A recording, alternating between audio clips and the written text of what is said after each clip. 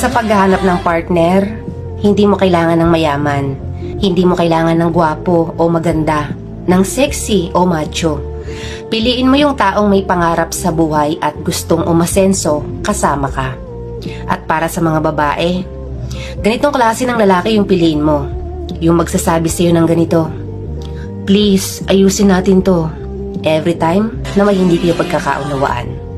Hindi dun sa lalaking sasabihan ka pa na, "Ikaw ang bahala, desisyon mo yan." Doon ka sa lalaking sasamahan ka hanggang dulo at marunong makontento. At para naman sa mga lalaki, piliin mo yung babaeng magaling sa gawaing bahay. Hindi yung alam lang ay magpasarap sa buhay.